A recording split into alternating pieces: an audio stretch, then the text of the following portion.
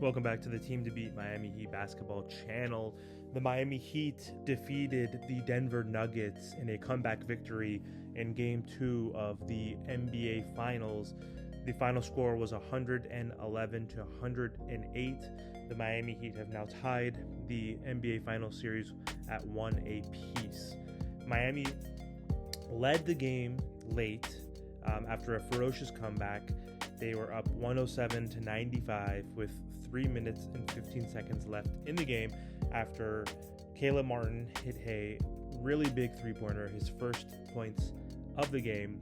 Aaron Gordon subsequently hit a huge three-pointer above the break, followed by another three-pointer by Jamal Murray after he hit a step-back three to cut the lead to 6 points. So it was 107 to 101 with 2 minutes left in the game.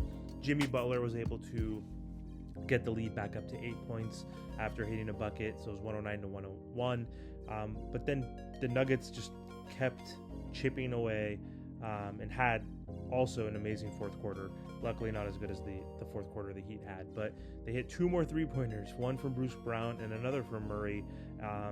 And I believe both of them were on second chance opportunities after offensive rebounds. So that trimmed it down to 3 with just 1 minute left. So it looked like the Heat were letting this huge opportunity slip through the cracks. But Bam Adebayo was able to get to the foul line, and he was able to hit 2 huge clutch free throws.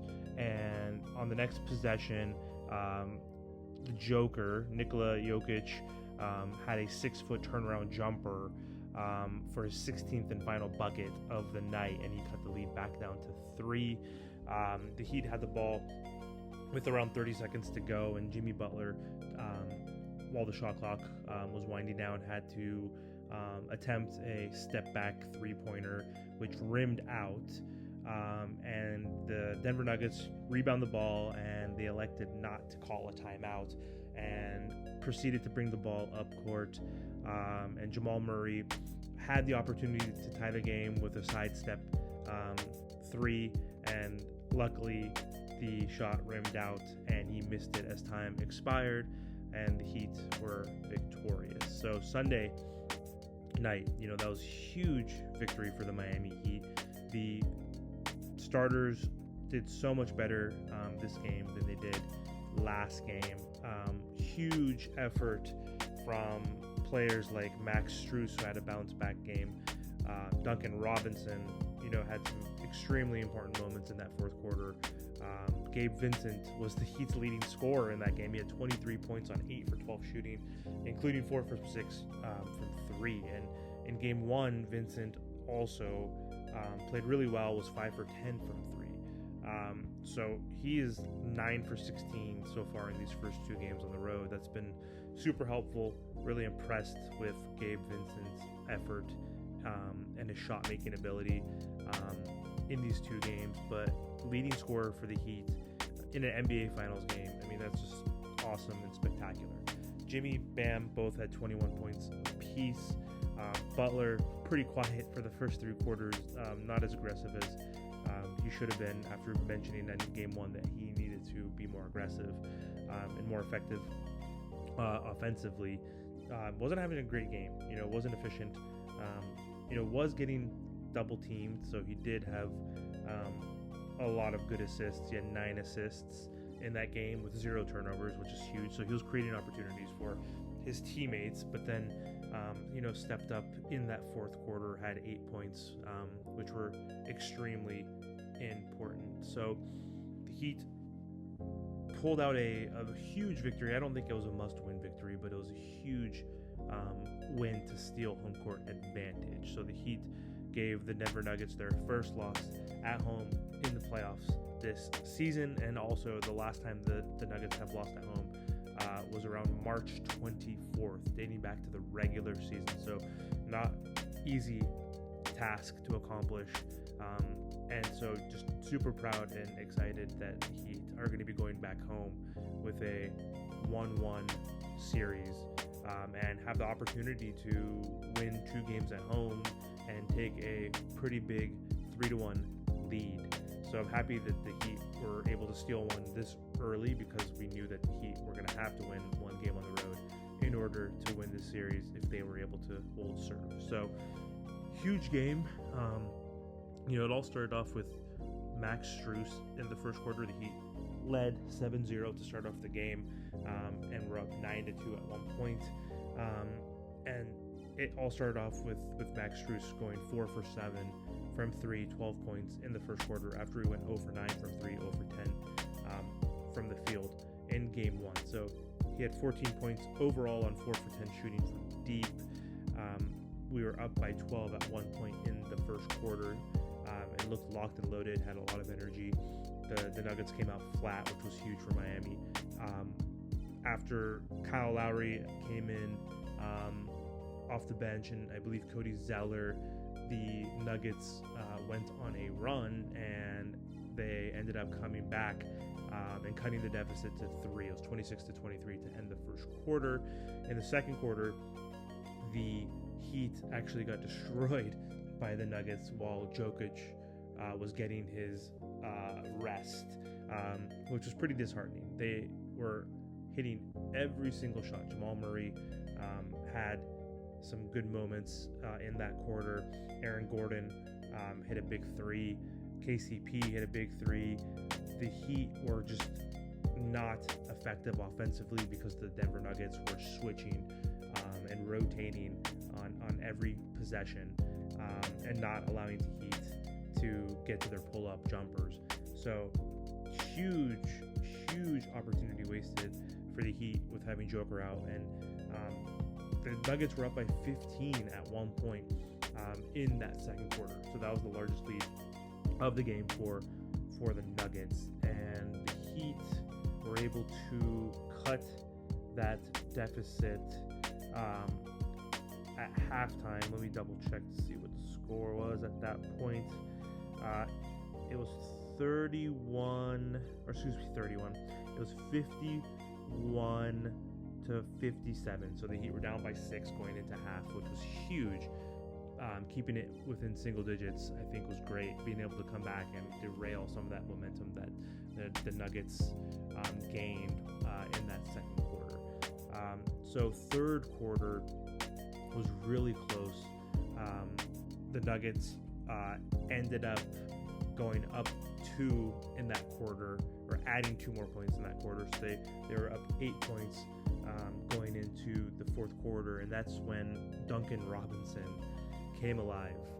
Duncan Robinson finished with 10 points in the game, but all of that coming in a 1 minute and 56 second span to open the fourth quarter.